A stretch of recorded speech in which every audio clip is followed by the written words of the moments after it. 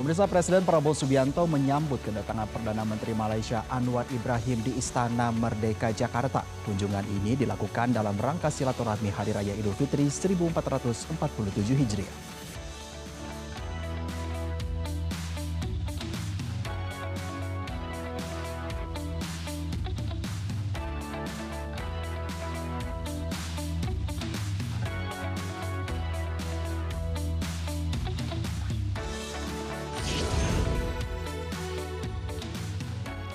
Menteri Koordinator Bidang Perekonomian Erlangga Hartarto menyatakan pemerintah akan segera mengumumkan kebijakan kerja dari rumah atau work from home selama 1 hari dalam seminggu.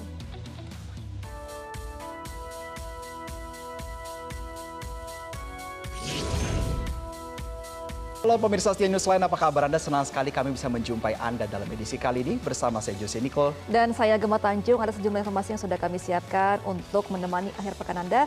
Dan kami akan awali Newsline dengan Spotlight berikut ini.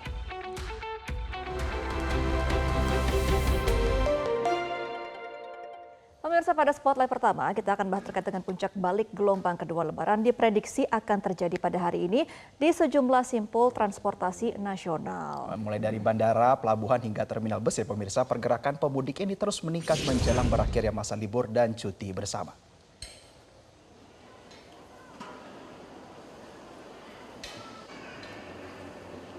Seperti di Bandara Internasional Sultan Hasanuddin Makassar, puncak arus balik diperkirakan terjadi hari ini dengan jumlah penumpang mencapai 39.000 orang.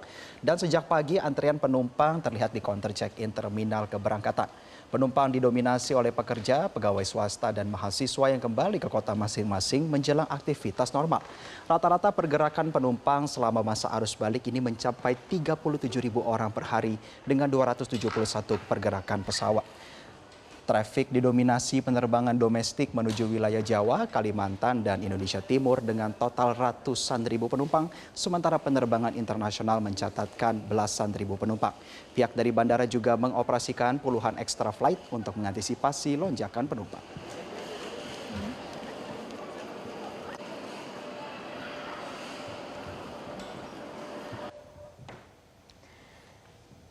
Sementara itu pemirsa, di Pelabuhan Bakauheni Lampung, kondisi pada pagi ini terpantau masih relatif sepi. Kantung parkir belum terisi penuh dan terminal kedatangan terlihat lengang.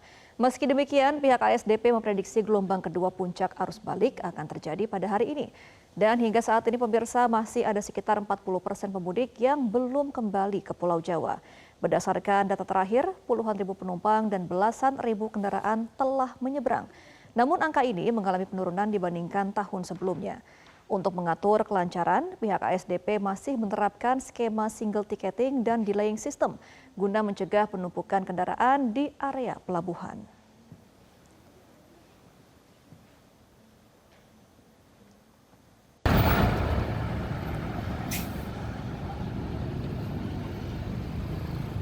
Kita beralih ke Surabaya, Jawa Timur, pemirsa. Di Terminal Purabaya, Surabaya, lonjakan penumpang juga diprediksi terjadi pada 28 dan 29 Maret. Dalam 3 hari terakhir, tercatat sekitar 70.000 penumpang memadati terminal terbesar di Jawa Timur ini. Selama periode arus balik, lebih dari 100.000 pemudik telah beraktivitas di Terminal Purabaya dengan tujuan favorit ke sejumlah kota di Jawa seperti Ponorogo, Solo, Semarang, dan Jakarta. Dan sebagai bentuk antisipasi, pengelola terminal telah mengoperasikan ribuan bus serta menyiagakan ratusan bus cadangan. Posko terpadu Lebaran juga masih beroperasi untuk memastikan pelayanan dan keamanan penumpang.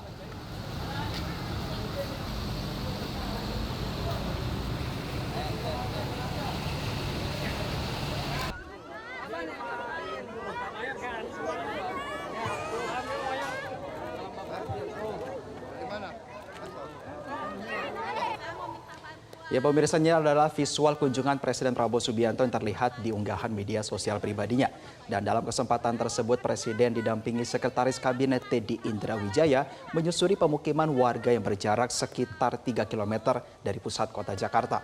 Presiden terlihat berbincang langsung dan menyapa warga di kawasan bantaran rel dan Presiden menyerap aspirasi masyarakat dan melihat langsung kondisi warga yang telah menetap di bantaran rel. ketemu, tapi nggak sempat kemarin.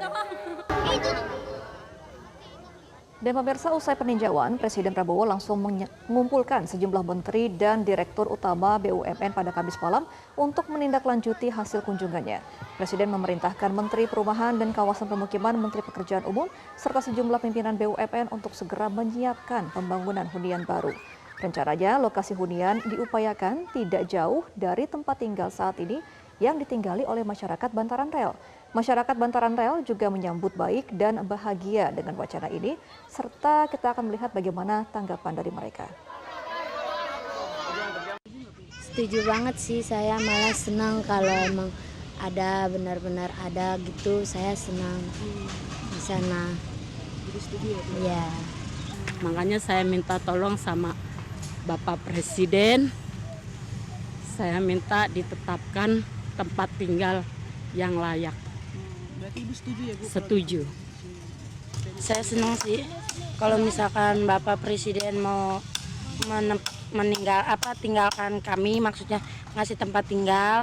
Senang banget dikasih tempat tinggal yang layak. Katanya mau dikasih tempat tinggal yang layak, MCK yang layak, tapi nggak jauh dari sini. Berarti setuju ya? Setuju, senang banget. Itulah tadi informasi dalam Spotlight pemirsa. Kami akan hadirkan beragam informasi menarik lainnya. Tetaplah bersama kami.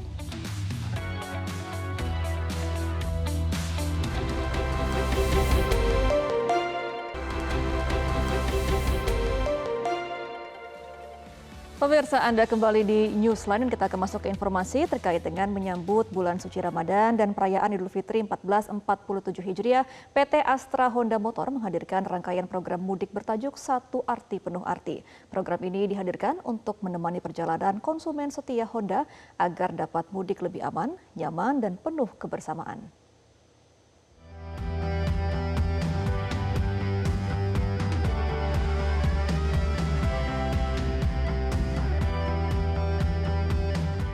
Astra Honda Motor kembali menyiapkan sejumlah kegiatan mudik guna mendukung program pemerintah akan mudik Lebaran 2026. Astra Honda Motor pun memberikan beragam program mudik. Di antaranya, mudik balik bareng Honda sebagai program dari Jakarta ke kampung halaman.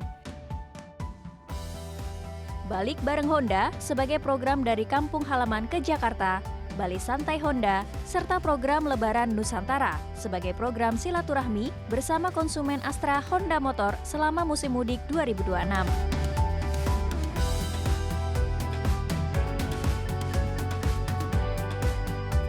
Dalam program Mudik Balik Bareng Honda, perusahaan memfasilitasi perjalanan pemudik dengan menggunakan bus sebagai angkutan penumpang serta mengangkut sepeda motor pemudik menggunakan truk menuju kota tujuan. Sebanyak 2.521 konsumen bersama 1.116 sepeda motor difasilitasi dalam program mudik tahun ini. Sedangkan untuk program Balik Bareng Honda, Astra Honda Motor memulangkan 800 pemudik dan 400 motor yang diberangkatkan dari titik keberangkatan Semarang dan Yogyakarta. Para pemudik diberangkatkan pada hari Sabtu pagi 14 Maret menggunakan 60 bus. Sementara itu, sepeda motor mereka diangkut menggunakan 32 truk menuju kota tujuan, yaitu Semarang dan Yogyakarta. Astra Honda Motor juga menyediakan balai santai Honda. Balai yang dimaksud berupa posko istirahat bagi pengendara sepeda motor. Posko ini tersedia di sepanjang jalur mudik, mulai dari Lampung hingga Bali, sehingga para pemudik dapat beristirahat dengan lebih aman dan nyaman. Sementara itu, melalui program Lebaran Nusantara, Honda bersama jaringannya di seluruh Indonesia menggelar berbagai kegiatan silaturahmi dengan konsumen. Program ini menjadi wujud kebersamaan Honda dengan masyarakat Indonesia dalam semangat satu hati. Melalui program Mudik Balik Bareng Honda ini, PT AHM memfasilitasi perjalanan mudik yang lebih aman dan nyaman dengan memberangkatkan pemudik menggunakan bus serta mengangkut sepeda motor mereka dengan truk menuju Semarang dan Yogyakarta. Untuk perjalanan yang aman dan nyaman, kami juga hadirkan Balai Santai Honda berupa posko istirahat bagi para pengendara sepeda motor di sepanjang jalur mudik dari Lampung hingga Bali. Selain itu, melalui program Lebaran Nusantara, Honda bersama seluruh jaringan di Indonesia menghadirkan berbagai kegiatan silaturahmi dengan konsumen dalam menyambut Ramadan dan Idul Fitri sebagai wujud kebersamaan Honda dengan masyarakat Indonesia dengan sangat satu hati. Kita berharap bahwa ini menjadi bagian dari kebersamaan kami bersama konsumen, menjadi solusi bagi konsumen untuk bisa mudik dengan aman, nyaman, dan ketemu dengan keluarganya di kampung halaman dengan bahagia dan kembali ke Jakarta dengan situasi yang lebih baik lagi.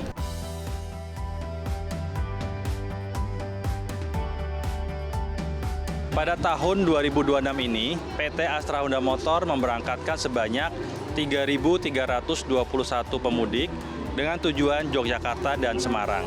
Program ini dihadirkan untuk memberikan perjalanan mudik dan balik yang lebih aman dan nyaman bagi para pengguna sepeda motor Honda menuju kampung halaman mereka. Proses pendaftaran MBBH ini kita lakukan dengan secara digital, Mas. Jadi melalui aplikasi layanan sepeda motor Honda seperti Wanda, Motorku X, dan juga Daya Auto, serta dilengkapi fitur pemilihan kursi secara mandiri bagi peserta. Sementara untuk Balai Santai Honda atau BSH, kami menambahkan dan menyesuaikan titik-titik posko istirahat di jalur yang sesuai dengan mobilitas pemudik yang tinggi, sehingga konsumen dapat menikmati perjalanan mudik yang lebih nyaman dan aman bersama Honda. Seluruh pemudik yang datang di Balai Santai Honda akan mendapatkan asuransi jiwa secara gratis dengan pertanggungan sebesar 10 juta rupiah sesuai dengan syarat dan ketentuan. Setibanya di kota tujuan, pemudik dapat mengambil kembali sepeda motor mereka untuk melanjutkan perjalanan ke daerah masing-masing. Sejumlah rangkaian program dan fasilitas yang diberikan Astra Honda Motor sebagai bukti komitmen Astra Honda Motor untuk menjamin para pemudik bisa tetap aman selama perjalanan dan pemudik juga tetap bisa menggunakan kendaraan mereka di kampung halaman tanpa harus menempuh perjalanan panjang yang beresiko.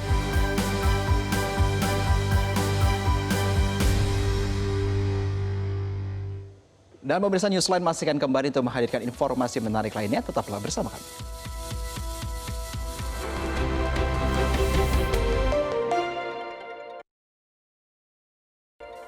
Terima kasih Anda masih bersama kami di Newsline, pemirsa. Kami lanjutkan dengan informasi Presiden Prabowo Subianto menyambut kedatangan Perdana Menteri Malaysia Anwar Ibrahim di Istana Merdeka Jakarta pada Jumat sore. Kunjungan ini dalam rangka silaturahmi Hari Raya Idul Fitri 1447 Hijriah yang berlangsung dalam suasana hangat dan akrab. Iring-iringan kendaraan yang membawa Perdana Menteri Anwar Ibrahim tiba di halaman Istana Merdeka sekitar pukul 16.25 WIB dengan pengawalan pasukan motoris. Presiden Prabowo Subianto menyambut langsung di sisi kendaraan, mencerminkan kehormatan dan kedekatan kedua pemimpin. Suasana penyambutan semakin hangat dengan iringan lagu Rasa Sayange oleh korps musik yang turut dinyanyikan sekilas oleh Perdana Menteri Anwar Ibrahim. Pertemuan ini mencerminkan hubungan erat Indonesia dan Malaysia yang terjalin dalam semangat persaudaraan.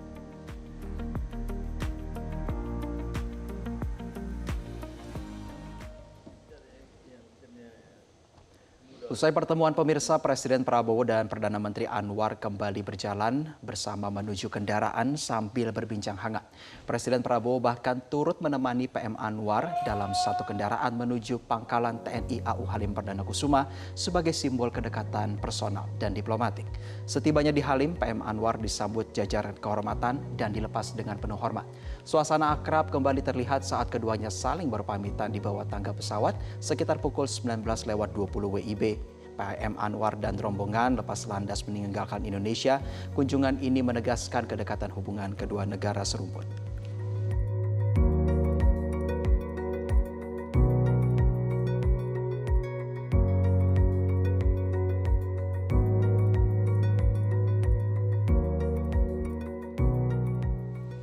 Pemirsa, platform digital diminta mematuhi peraturan pemerintah tentang perlindungan anak di ruang digital atau PP Tunas. Pemerintah menyebut implementasi dilakukan secara bertahap dengan pemantauan status kepatuhan yang bersifat dinamis.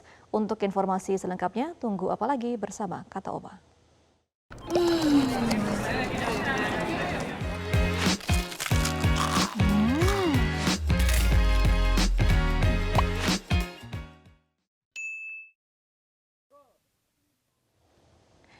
Pemirsa, hingga Jumat malam, dari 8 aplikasi pemerintah mencatat 2 platform menunjukkan sikap kooperatif penuh, yaitu X dan Bigo Live.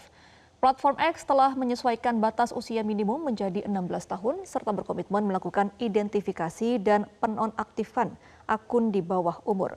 Sementara Bigo Live menetapkan batas usia 18 tahun ke atas disertai sistem moderasi berlapis menggunakan kecerdasan buatan dan verifikasi manusia. Sementara platform lain yaitu Roblox dan TikTok dinilai kooperatif sebagian. Roblox dikabarkan akan membatasi pengguna di bawah 13 tahun dengan opsi akses offline. Sedangkan TikTok berkomitmen menonaktifkan akun pengguna di bawah 16 tahun secara bertahap.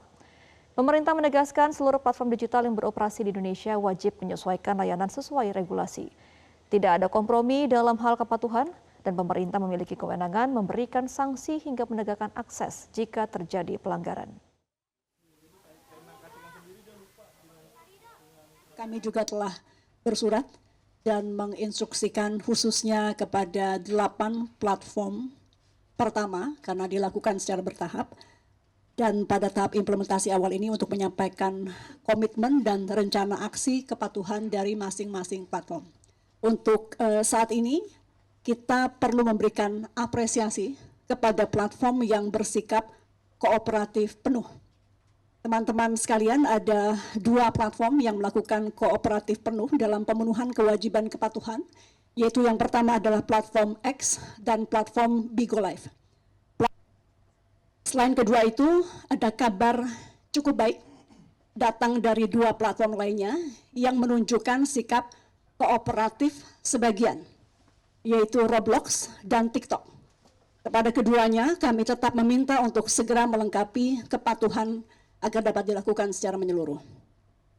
Dengan demikian, pemerintah menginstruksikan semua platform digital yang berbisnis di Indonesia untuk segera menyelaraskan produk, fitur, dan layanan sesuai dengan peraturan yang berlaku.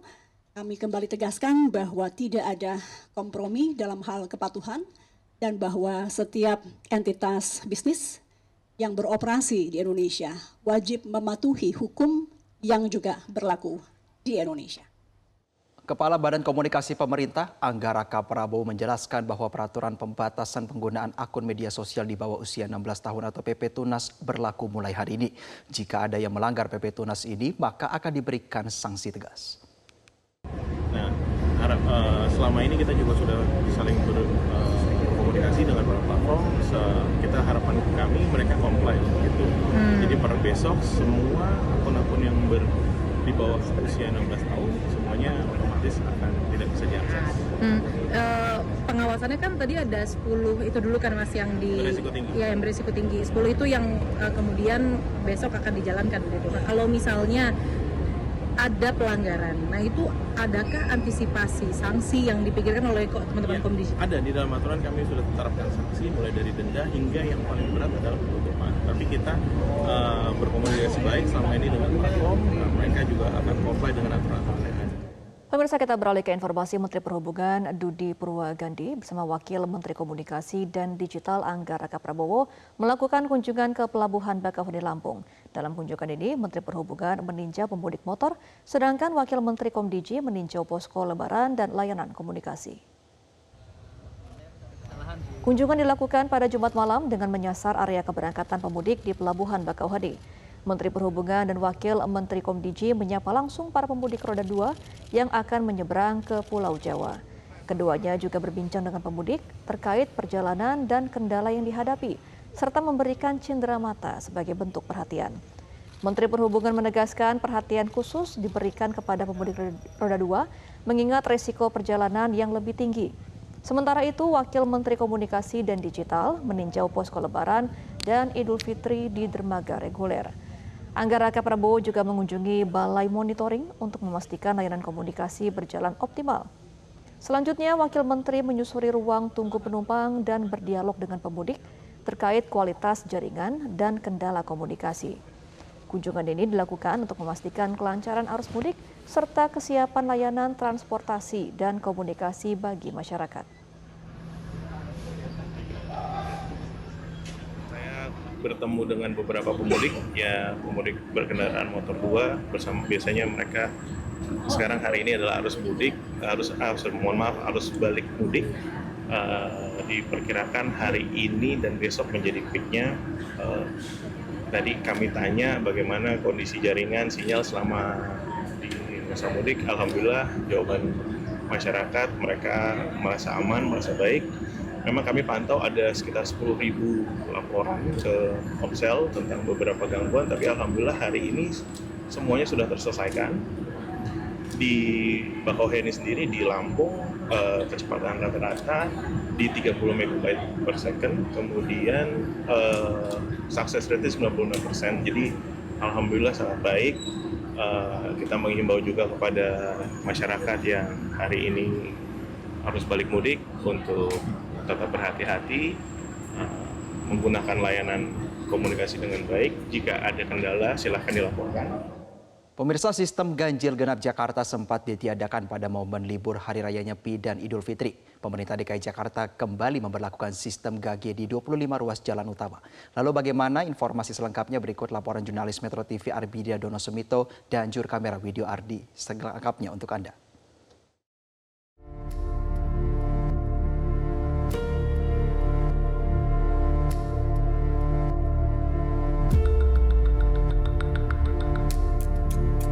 Ini kebijakan ganjil genap kembali diperlakukan setelah sebelumnya ditiadakan pada momen libur Lebaran 2026.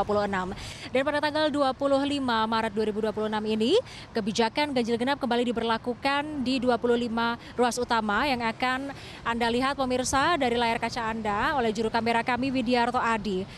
Dan di Jalan Sudirman Tamrin ini adalah salah satu jalan yang diberlakukannya ganjil genap. Dan seperti kita lihat pemirsa bahwa lalu lintas ini sudah mulai padat dibandingkan beberapa hari yang lalu selama masa libur Lebaran. Dan masyarakat Jakarta pun juga sudah terlihat kembali beraktivitas normal. Dan kami melihat bahwa kendaraan yang melintas ini memang didominasi oleh kendaraan pribadi. Sistem ganjil genap ini diberlakukan kembali pada hari ini pemirsa setelah sebelumnya ditiadakan pada periode libur panjang yang mencakup Hari Suci Nyepi dan Idul Fitri 1447 Hijriah. Dinas Perhubungan DKI Jakarta memastikan bahwa penghentian sementara ganjil genap hanya berlaku pada 18 hingga 24 Maret 2026. Kebijakan ini mengacu pada surat keputusan bersama Menteri Agama, Menteri Ketenagakerjaan, dan Menteri PAN-RB tentang Hari Libur Nasional dan Cuti Bersama tahun 2026.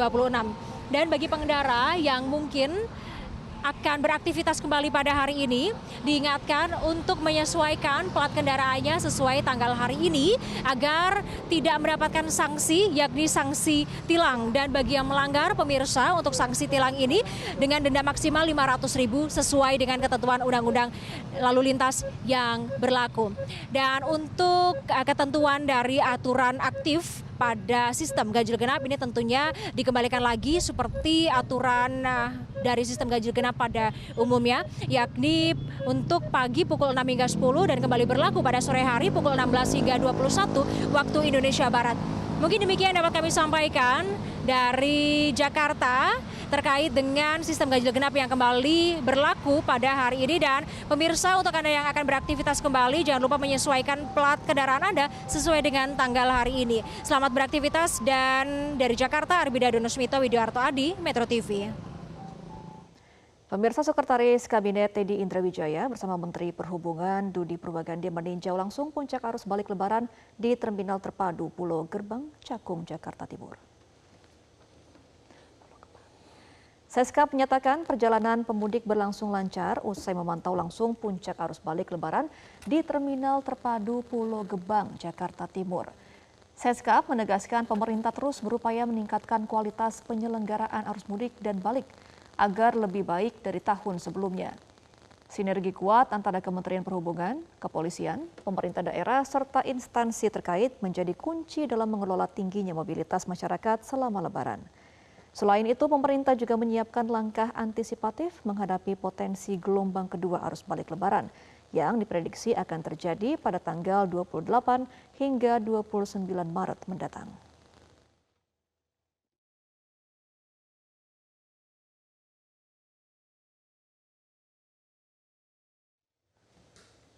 Pemerintah tengah mematangkan skema work from home atau WFH 1 hari dalam sepekan sebagai strategi penguatan fiskal dan efisiensi energi nasional.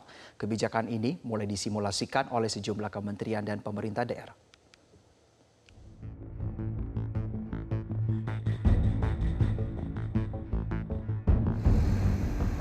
Pemerintah kembali mewacanakan kebijakan bekerja dari rumah atau WFH 1 hari dalam sepekan.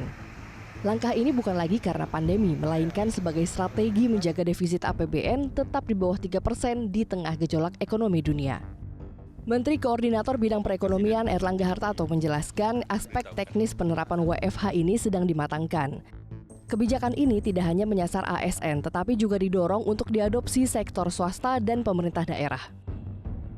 Bahwa dengan tingginya harga minyak, maka perlu efisiensi daripada waktu kerja, di mana akan dibuka fleksibilitas untuk work from home dalam 1 hari dalam 5 hari kerja. Nah, itu teknisnya sedang akan disiapkan, karena ini diharapkan juga tidak hanya ASN tetapi juga swasta dan juga Pemda-Pemda.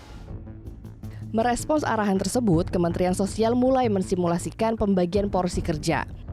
Menteri Sosial Saifullah Yusuf atau Gus Ipul menegaskan WFH dilakukan untuk efisiensi listrik, AC, dan ATK tanpa mengganggu layanan publik. Berdasarkan pengalaman tahun lalu, penghematan dari pos listrik saja bisa mencapai lebih dari 1 miliar rupiah. Menindaklanjuti arahan Presiden, kami sudah mulai melakukan simulasi di bawah koordinasi Pak Sekjen. Ya, 1 hari dalam 1 minggu seperti apa. Kemudian prioritas kami adalah yang penting layanannya tidak terganggu. Tentu kita akan melakukan efisiensi. Ya mungkin bulan depan kita sudah bisa menghitung. Tentu hari ini kita belum bisa menghitung. Tidak hanya di pusat, pemerintah Kota Bogor juga memetakan OPD prioritas. Wali Kota Bogor, Dedi Arahi, menyiapkan revisi surat edaran agar WFH bisa diterapkan penuh 1 hari dalam seminggu. Namun, layanan yang bersentuhan langsung dengan masyarakat seperti kelurahan, kesehatan, dan bina marga kemungkinan tetap bekerja seperti biasa.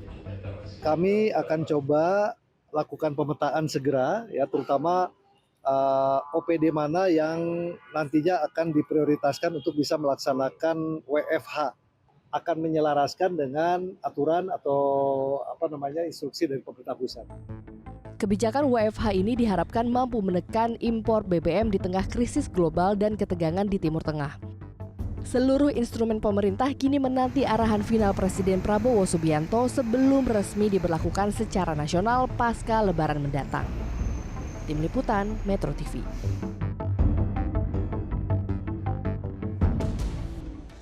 Pemirsa, usai jeda memasuki arus balik gelombang kedua. Ribuan pemudik memadati stasiun Bandung, Jawa Barat, dan kami akan hadirkan untuk Anda sesaat lagi usai jeda.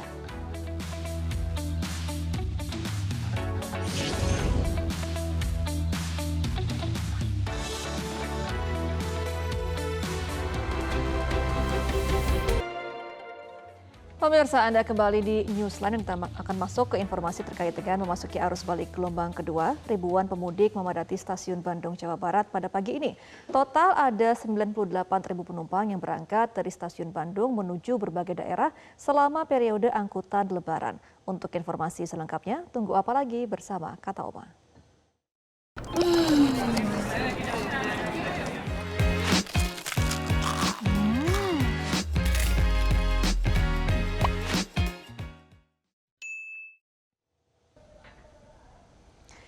Pada arus balik gelombang kedua ini, volume peningkatan penumpang sudah mulai terjadi sejak kemarin. Setiap harinya, stasiun Bandung bisa memberangkatkan 5-6 ribu penumpang.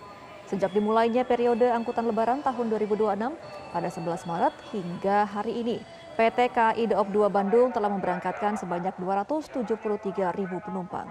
Mayoritas penumpang yang berangkat dari stasiun Bandung memiliki tujuan ke Yogyakarta, Jawa Tengah, Jawa Timur, dan Jakarta. Diperkirakan kepadatan penumpang di stasiun Bandung akan terus terjadi hingga esok hari.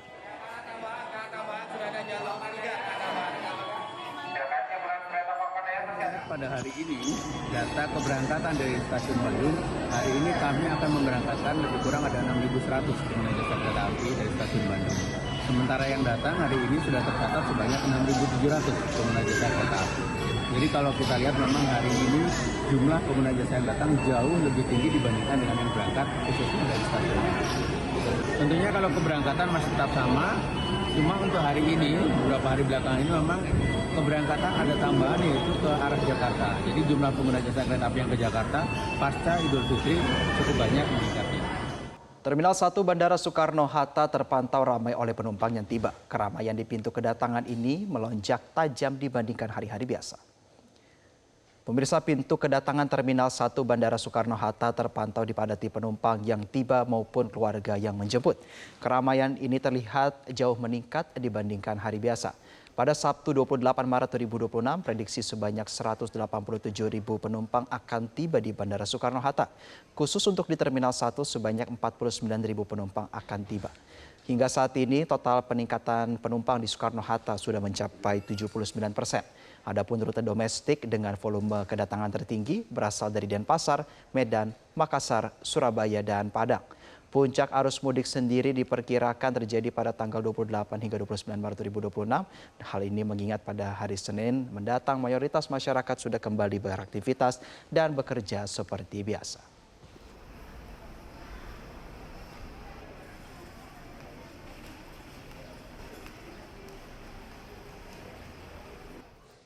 Di masa arus balik Lebaran, kawasan Simpang Gadok Bogor, Jawa Barat terpantau ramai lancar. Rekayasa lalu lintas diberlakukan situasional. Untuk mengetahui informasi selengkapnya, berikut liputan jurnalis Metro TV Devi Syafira dan juru kamera Syahdam Arahman untuk Anda. Pemirsa, di masa arus balik libur Lebaran 2026, situasi di Simpang Gadok Bogor, Jawa Barat terpantau ramai lancar oleh kendaraan menuju ke arah Puncak Bogor, Jawa Barat. Kendaraan didominasi kendaraan pribadi berplat B atau dari arah Jakarta. Menurut data yang kami himpun dari Polres Bogor, Jawa Barat, ada 5.000 lebih kendaraan yang masuk ke gerbang tol Ciawi yang menuju ke arah Jakarta. Sementara yang menuju ke arah Puncak Bogor, Jawa Barat ini ada 6.900 lebih kendaraan. Artinya ini masih lebih tinggi yang menuju ke arah Puncak Bogor, Jawa Barat. Dan untuk rekayasa lalu lintas yang diterapkan untuk saat ini terpantau sudah normal kembali. Tadi sebelumnya pada pukul 7.45 waktu Indonesia Barat diterapkannya one way ataupun satu arah menuju ke arah Jakarta. Namun pada pukul 10.30 waktu Indonesia Barat karena kepadatan ini sudah nampak terurai, maka one way ataupun satu arah ini diberlakukan normal kembali, artinya tidak ada rekayasa lalu lintas yang diterapkan. Namun hal ini bersifat situasional, apabila nanti terjadi kepadatan kembali, maka akan diterapkan one way ataupun rekayasa lalu lintas lainnya untuk mengurai kepadatan. Sementara itu untuk tingginya okupansi di hotel yang berada di Puncak Bogor, Jawa Barat ini mencapai 20,02%. Hal ini menandakan masih banyaknya masyarakat, khususnya warga Jakarta yang berlibur ke kawasan Puncak Bogor, Jawa Barat. Karena Puncak Bogor, Jawa Barat ini menjadi salah satu destinasi wisata favorit karena menyediakan banyak tempat wisata, khususnya untuk keluarga yang ingin berlibur. Tak hanya itu, untuk rawan kemacetan yang seringkali terjadi kepadatan ataupun penumpukan kendaraan, ini ada di Simpang Pasir Muncang, kemudian Simpang Megamendung, kemudian Pasar Cisarua, dan juga Simpang Taman Safari. Sehingga diimbau kepada masyarakat maupun pengunjung yang masih ingin berlibur ke kawasan Puncak Bogor, Jawa Barat untuk memastikan kendaraan dan juga kondisi tubuh dalam keadaan prima, kemudian mematuhi rambu lalu lintas dan tidak parkir sembarangan. Dari Puncak Bogor, Jawa Barat, Devi Syafira, Syahdam Arahman, Metro TV. Pemirsa, oleh-oleh menjadi salah satu barang bawaan yang wajib dibawa saat pulang dari kampung halaman. Biasanya oleh-oleh yang dibawa adalah makanan khas daerah masing-masing seperti kerupuk. Dan kalau bicara soal pulang kampung mudik dari Pulau Sumatera, pemirsa, apa saja sih oleh-oleh yang bisa Anda bawa sebagai pemudik? Berikut liputan jurnalis Metro TV Hendrik Tera dan juru kamera Adi Joy dari Pelabuhan Bakahuni, Lampung. pulang ke kampung halaman merupakan sebuah momen lebaran yang selalu dinanti-nantikan oleh para pemudik. Dan juga biasanya para pemudik ini kerap membawa oleh-oleh untuk dibawa pulang ke rumahnya. Dan saat ini saya sedang berada di Terminal Eksekutif Pelabuhan Bakahuni Lampung. Dan bisa dilihat bahwa saat ini sedang ada para pemudik yang hendak pulang ke Pulau Jawa. Dan mereka juga membawa beberapa oleh-oleh. Ada yang membawa kemplang, ada yang membawa kerupuk, dan juga ada yang membawa hasil bumi seperti beras seperti itu. Dan saat ini saya coba akan berbincang dengan para pemudik yang membawa oleh-oleh untuk dibawa pulang ke rumahnya. Selamat pagi Ibu, Kakak. Kakak dan Ibu ini habis pulang kampung dari mana? Saya dari Penyandengan, Tanjung Lobo. Iya. Kakaknya dari? Dari Palembang. Ini sama, kakak juga dari Palembang. Oke. Oh, satu bis. Nah, kira-kira kakak sama ibu nih apa nih oleh-oleh yang dibawa untuk teman-teman maupun juga keluarga yang ada di Jakarta? Boleh dibantu jelasin nggak? Berhubung kita dari Palembang, terutama empempe, kerupuk, kemplang, gitu. Itu aja sih. Pasti yang dibawa empempe sama kemplang ya? Oke, ini kalau boleh tahu kemarin bikin sendiri di kampung atau beli? Kalau pempek kita bikin sendiri, tapi kalau kerupuk ini kita beli. Ya. Ibu, kenapa sih bawa oleh-oleh itu suatu hal yang diperlukan ketika pulang kembali ke tempat asalnya, Ibu? Kenapa kira-kira? Ya gitulah untuk buat oleh-oleh. Iya. Buat tetangga, ya. Baik Ibu, kalau gitu terima kasih ya Ibu, hati-hati di jalan dan juga semoga hadiahnya dan juga oleh-olehnya dapat dibagikan kepada para teman-teman dan juga saudara yang ada di Jakarta maupun Tangerang ya. Terima kasih. Dari Bakahuni, Henry Tera, Adi Joy, Metro TV. Di momen libur Lebaran, Pantai Kenjeran di Surabaya ramai didatangi oleh pengunjung. Selain bisa menikmati indahnya pantai, di sini warga juga bisa menghabiskan waktu bersama dengan keluarga.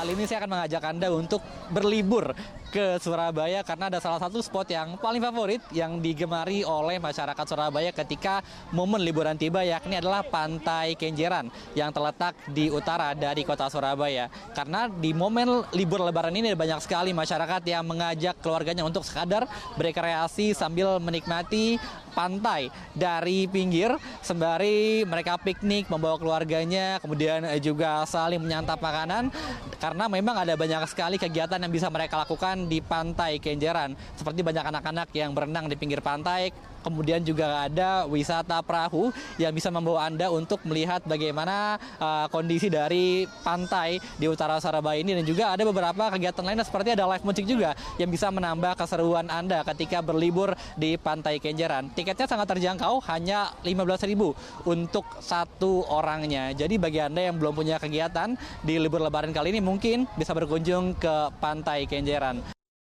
Pemirsa Newsline memastikan kembali dengan beragam informasi menarik lainnya usai jeda headline news pukul 15. Tetaplah bersama kami.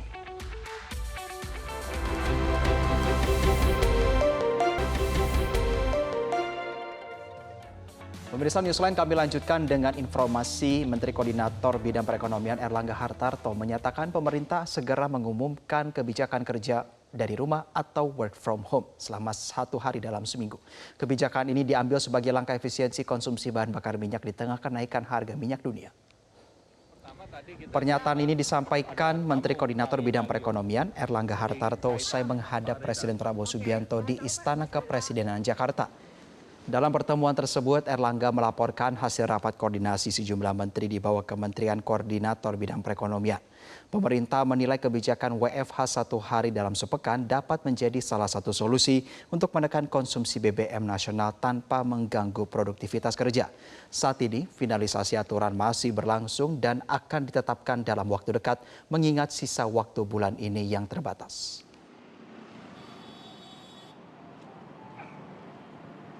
Pertama tadi kita terima ada tamu Pak Ray Dalio. Jadi kaitannya Pak Ray Dalio. Oke, bahas apa Pak? Bahas apa Pak? Ya bahas mengenai kondisi terkini. Pak, kebijakan WFH sepertinya jadi gimana Pak? Sudah ada penetapan harinya Pak, apa gimana? Pokoknya akan ditetapkan bulan ini. Tetapkan bulan ini. Kapan Pak secepatnya? Ya, Kan Malaysia udah Pak. tinggal berapa bulan ini, tinggal berapa hari kan? Oh, 3 hari lagi Pak. Apa? 4 hari lagi Pak. Ya, jadi masih ada waktu. Oh, oke Pak. Terima kasih. Terima kasih Pak. Menteri Keuangan Purbaya Yudi Sadewa menyatakan pemerintah akan segera mengumumkan kebijakan kerja dari rumah atau kebijakan ini diambil sebagai respons atas memanasnya konflik di Timur Tengah yang berdampak pada konsumsi energi. Kebijakan work from home diyakini tidak akan mengganggu produktivitas jika diterapkan secara tepat. Pernyataan tersebut disampaikan Purbaya usai mengikuti rapat terbatas bersama Presiden Prabowo Subianto di Kompleks Istana Kepresidenan Jakarta. Menkyu mencontohkan hari Jumat sebagai opsi penerapan WFH. Menurutnya, hari Jumat yang lebih pendek dinilai efektif untuk menghemat konsumsi bahan bakar minyak atau BBM. Ia juga menegaskan kebijakan ini tidak akan mengganggu sektor yang membutuhkan operasional berkelanjutan, seperti industri dan pelayanan publik yang tetap dapat berjalan normal. Lebih ke bagian apa? Nambah jaringannya. Dengan cermat-cermat. Kalau kita pilih Jumat dan itu kan harus pasti ada penghemat Jumat. Jadi pasti ada penghematan BBM berapa persen, saya nggak tahu detailnya, bisa berubah tergantung harga minyak. Tapi kalau untuk produktivitas kan, kalau untuk pabrik-pabrik dan lain-lain yang memang memerlukan kerja terus-menerus ya nggak harus kan. Terus untuk pelayanan publik ya tetap jalan, jadi harusnya nggak masalah kalau cuma 1 hari aja. Jadi produktivitas kita total nggak akan terlalu terganggu. Menteri Energi dan Sumber Daya Mineral Bahlil Lahadalia memastikan pasokan energi nasional selama masa mudik dan arus balik Lebaran 2026 dalam kondisi aman dan terkendali. Meski demikian, pemerintah terus berupaya memperluas sumber pasokan minyak termasuk dari berbagai negara. Menteri ESDM Bahlil Lahadalia meninjau langsung distribusi bahan bakar minyak di SPBU Bolonjolo Madu, Karanganyar, Jawa Tengah. Dalam kunjungan tersebut, Bahlil memantau proses pengisian BBM serta menyapa dan memberikan bingkisan kepada sejumlah pelanggan. Pemerintah menyatakan stabilitas pasokan energi dapat terjaga berkat kerja sama berbagai pihak, termasuk satuan tugas sektor energi dan masyarakat. Pengawasan ketat terus dilakukan, terutama pada distribusi BBM selama periode mudik hingga arus balik, sesuai dengan arahan langsung dari Presiden Prabowo Subianto. Di tengah ketidakpastian global, pemerintah berkomitmen menjaga pasokan, cadangan, dan harga energi agar tetap stabil. Sebagai langkah antisipasi, pemerintah juga berupaya memperluas sumber pasokan minyak dari berbagai negara, serta mengoptimalkan potensi energi dalam negeri.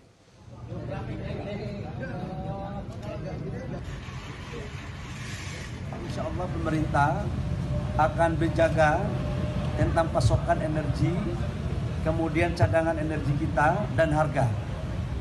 Dalam berbagai kesempatan, sekalipun dalam kondisi yang memang hampir semua dunia kena, tetapi kita bersyukur kepada Allah atas perintah Presiden dan dukungan rakyat. Hari ini BBM di negara kita tercinta, baik daripada bensin, solar maupun LPG terpenuhi dengan baik. Pemirsa, usai jeda, kami akan mengajak Anda untuk melihat seperti apa makanan khas Kota Semarang, lumpia, yang masih menjadi primadona tujuan kuliner favorit saat libur Lebaran. Sesaat lagi.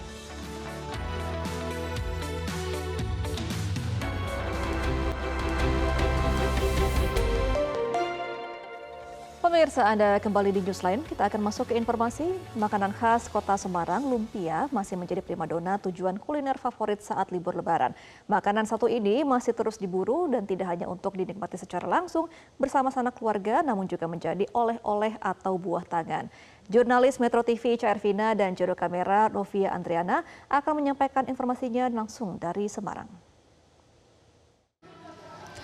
Pemirsa Metro TV, perjalanan mudik Lebaran tahun 2026 rasanya tidak lengkap kalau tidak mencicipi makanan khas dan juga membawa pulang oleh-oleh, salah satunya di wilayah Kota Semarang. Kita pasti sudah tahu makanan khas di wilayah Kota Semarang adalah lumpia. Nah, salah satunya ada di Lumpia Cimeme yang menjadi jujugan kuliner favorit untuk dibawa oleh-oleh maupun dimakan di tempat. Saat ini memang ramai sekali para pemudik atau masyarakat yang membeli oleh-oleh, dan saya ingin tanya langsung kepada salah satu masyarakat atau pemudik juga yang saat ini hendak membeli oleh-oleh, ya, dengan Mbak siapa? Tantri. Mbak Tantri ini dari mana mau kemana? dari Jakarta, Semarang, terus Jakarta lagi. Lagi berarti mau harus balik ya. Ini memang sengaja nih beli oleh-oleh lumpia Cimeme atau gimana? Iya, selalu kalau misalkan di Semarang kan yang terkenal kan lumpia sama bandeng. Jadi keduanya kita beli untuk oleh-oleh di orang rumah. Oke, berarti udah setiap tahun pasti Iya, beli lumpia ya. Biasanya favoritnya rasa apa? Rasa yang jamur Nusantara sama yang krep. Yang dua itu, iya. Oke. Kak, ini berarti beli sendiri dan juga titipan ya? Iya, beli sendiri sama titipan sama buat di mobil kita makan. Iya, gitu nih. Kalau begitu terima kasih ya Kak, hati-hati di jalan. Nah, pemirsa, itu salah satu pemudik yang akan melakukan arus balik dan tentunya membeli oleh-oleh dan untuk dimakan juga di Lumpia Cimeme. Ada berbagai menu varian rasanya, namun kita akan tanyakan ke pemiliknya apa saja sih varian rasanya. Nah, pemirsa, untuk mengetahui apa saja sih varian yang ada di Lumpia Cimeme, saya akan tanyakan langsung kepada pemiliknya yang merupakan generasi kelima. Kita sudah bersama dengan Cimeme. Halo Ci. Halo, sehat. Ci, ini kan lagi lebaran, arus balik juga. Ini sudah ramai nggak sih, Ci? Ini kita ramai sejak dari awal Ramadan, karena kan kita Lumpia Cimeme itu ada program rutin TBR LCM, tradisi budaya Ramadan Lumpia Cimeme. Itu beli satu gratis satu. Gratis satu, jadi sejak awal Ramadan sudah rame. Tapi kalau dari variannya ada apa sih, Ci? Kita variannya banyak, ada 6, ada original, ada yang spesial, ada krep kepiting, kambing, fish kakap, Raja Nusantara, itu jamur merang sama kacang mete. Ada juga yang vegetarian, itu yang plain. Kita ada juga inovasi terbaru dari Lumpia Cimeme, itu keripik lumpia. Jadi bukan keripik kulit lumpia, tapi keripik lumpia. Terbuatnya dari isian rebung original. Ada 2 varian. Untuk camilan? Ya, original dan original pedas. Ci, tapi kalau dari harganya sendiri ini dari harga berapa sih, Ci? Dari keripiknya dan juga lumpianya? Kalau lumpianya kita macam-macam, kita start dari harga 19.000 sampai 31.000. Terus yang keripik itu dari harga 17.000 sampai 59.000. Ini kan untuk buah tangan atau oleh-oleh, bisa nggak sih, Ci, kalau beli lumpia ini awet nggak, Ci? Bisa, jadi kita itu menyediakan vakum pack. Jadi kalau yang mau dibawa perjalanan 3 hari atau 7 hari itu bisa tahan sama di luar kulkas, suhu ruangan. Nanti kalau udah masuk di freezer bisa tahan 1 bulan. Kalau jam bukanya nih, Ci, misalnya nih pemudik atau masyarakat yang mau beli oleh-oleh atau makan langsung buka jam berapa? Kita selama dari sebelum, jadi setelah puasa selesai memasukin lebaran hari pertama kita udah siap untuk melayani para pemudik supaya nggak kecewa, udah datang ke Semarang, ke kota lumpia, supaya bisa mendapatkan Lumpia Cimeme. Kita buka 24 jam. 24 jam, oke Ci, kalau begitu terima kasih. Ci, saya pesan untuk dimakan dan juga untuk dibungkus sama juga keripiknya. Oh, bisa mau yang basah apa yang goreng? Boleh dua-duanya nih, Ci. Oh iya, mau yang rasa apa? Boleh yang original dan ada yang Raja Nusantara. Original sama Raja Nusantara ya, oke. Terima kasih ya, Ci. Nah, pemirsa, ini adalah menu yang saya pilih tadi, ada original dan juga Raja Nusantara. Kita akan coba nyicipi Lumpia Cimeme. Kalau Raja Nusantara ini bedanya, dalamnya ada rasa jamur, rebung, telur, kemudian ada juga daging dilapisi dengan kulit lumpia, dan pastinya ada kacang metenya. Kita cobain tanpa saus dulu ya. Dan nggak afdol kalau kita tidak sambil masukin cabenya langsung biar nambah sensasi pedas.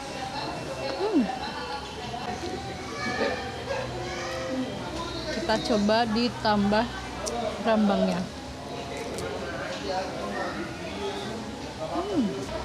Nah, kita cobain lumpia rebung yang original pakai saus yang terbuat dari tepung tapioka, bawang putih, kemudian ada gula pasir dan juga kecap.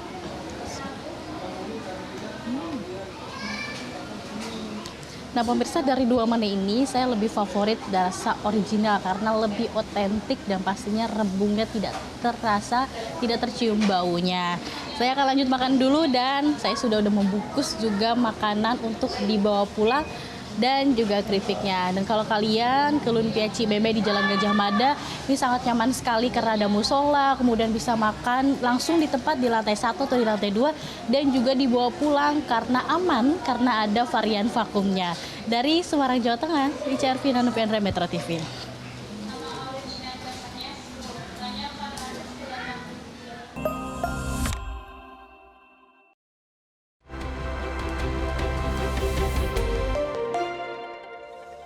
Pemirsa, Anda kembali di Newsline. Kita akan masuk ke informasi terkait dengan seekor panda merah betina bernama Akashi baru saja dipertemukan dengan pasangan barunya di kebun binatang Chester, Inggris.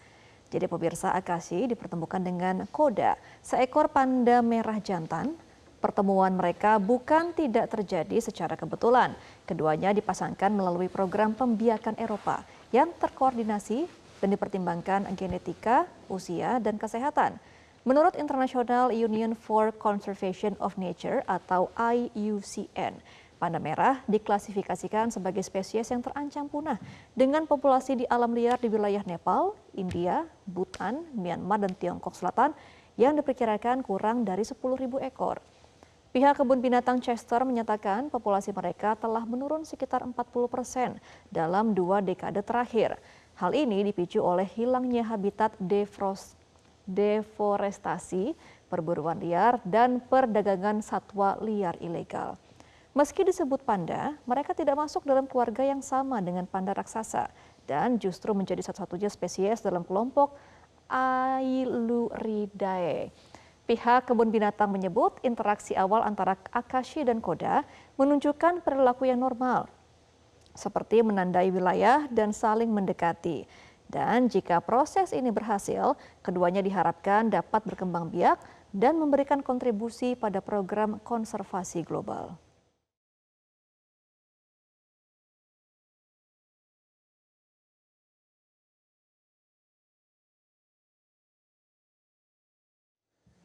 Pemirsa, setiap tahun selama musim semi, jalanan kota Meksiko dipenuhi warna ungu dari mekarnya ribuan pohon yakandra.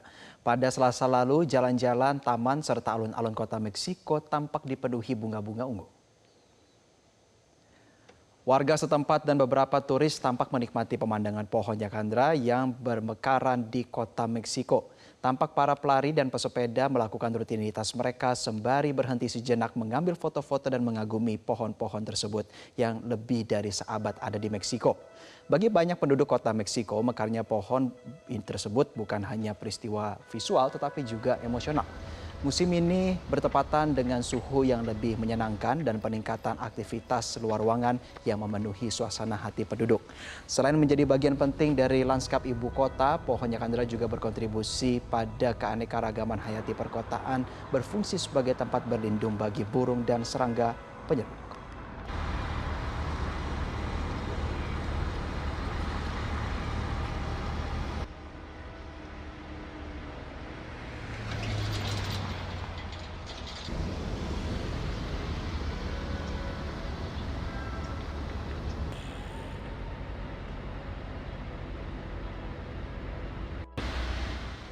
Pemirsa, Kapolri Jenderal Listio Sigit Prabowo bersama Menteri Perhubungan Dudi Purwagandi beserta Kakor Lantas Polri Irjen Agus Suryo Nugroho meninjau ke Pelabuhan Bakauheni, Lampung. Peninjauan ini memastikan kelancaran arus balik gelombang kedua para pemudik yang hendak menyeberang ke Pulau Jawa. Di kesempatan itu juga Kapolri membagikan bingkisan kepada para pemudik yang mengantri masuk ke dermaga. Sebagai langkah pencegahan penumpukan kendaraan di area Pelabuhan Bakauheni, Lampung, aparat sudah menyiapkan buffer zone di rest area kilometer 49B dan kilometer 33B dan juga kilometer 20B. Menurut Kapolri, secara umum hingga kini puncak arus balik sudah hampir terlalui.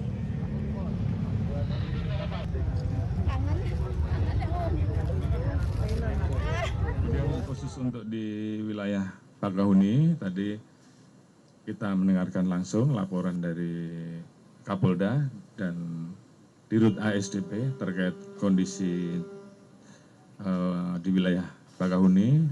Terima kasih bahwa baik balik maupun mudik kemarin semuanya teratasi dengan baik. Skema untuk rekayasa sudah disiapkan, namun demikian dengan pengelolaan yang baik, mulai dari delaying system, buffer zone, sampai dengan pengaturan terkait dengan pengecekan tiket, alhamdulillah semuanya bisa terjaga untuk situasi tetap berada di situasi normal atau hijau, walaupun kita tentunya sudah menyiapkan alternatif apabila kepanjangannya lebih dari setengah kilo dan saat sudah mulai masuk ke jalan. Namun demikian dari situasi merah, kuning, dan hijau, alhamdulillah untuk arus balik saat ini tetap bisa kita jaga untuk di situasi hijau. Dan pemirsa, usai sudah perjumpaan kita di program Newsline edisi kali ini. Atas nama rekan-rekan yang bertugas, saya Jose Nicole. Dan saya Gemma Tanjung, pamit undur diri. Selamat sore dan sampai jumpa.